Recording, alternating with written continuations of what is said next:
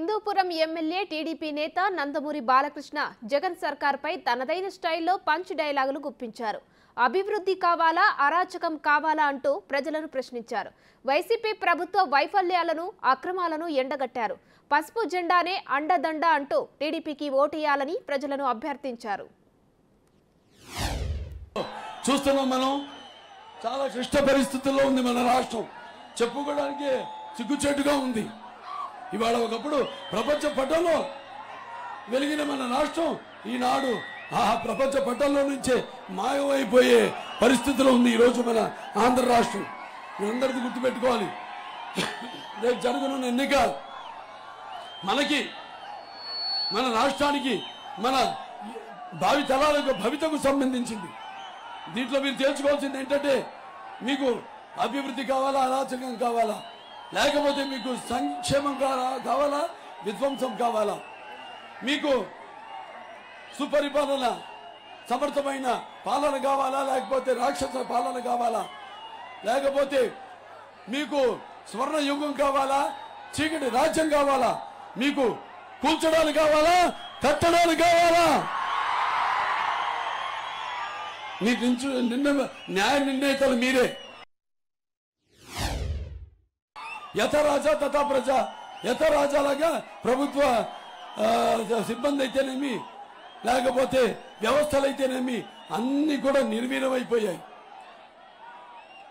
ఏదో ఇచ్చిన మాట తప్పనన్నాడు, రాష్ట్రం అంతా మంట కలిపేశాడు.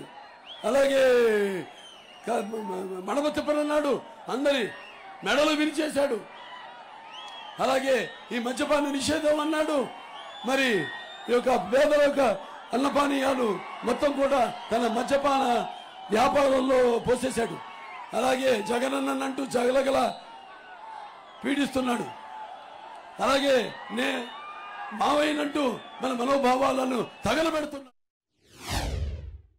ముందు 5 ఏళ్ళు 3 ఏళ్ళు రాజధాని పేరుతో గడిపేశాడు. దాని తర్వాత నవరత్నాల పేరుతో మీ అందరి నడుములు కునుగదీశాడు. నవరత్నాలతో ఏం చేశాడు? మొత్తం రాష్ట్రాన్ని అప్పుల పాలు చేశాడు. 12 లక్షల కోట్ల రూపాయలు ఎవడ సొమ్ము. దాంట్లో అతను ప్రకటించిన నవరత్నాలకు అతను ఖర్చు పెట్టేదంతా 2.5 లక్షల కోట్ల రూపాయలు. మిగతా 10 లక్షల కోట్ల రూపాయలు ఏమైందని అడగండి. రేపు తీర్చేది మనమే. ఆ అప్పు మన మీద భారం. ఇది ఒక చెత్త ప్రభుత్వం, రాజధాని లేని ప్రభుత్వం, చేతగాని ప్రభుత్వం, బాధుడే బాధుడు. ఇదేం కర్మరా బాబు. రెడీ రెడీ అంటున్నాడు. 1600 కోట్ల ప్రజాధనాన్ని తన రెడీ హోర్డింగ్కి ఖర్చు పెట్టాడు. ఎవడ కోసం ఈ 1600 కోట్లు? దేనికి రెడీ? మళ్ళీ మాయలు చేయడానికి రెడీయా? లేకపోతే అక్రమాలు దౌర్జన్యాలు చేయడానికి రెడీయా?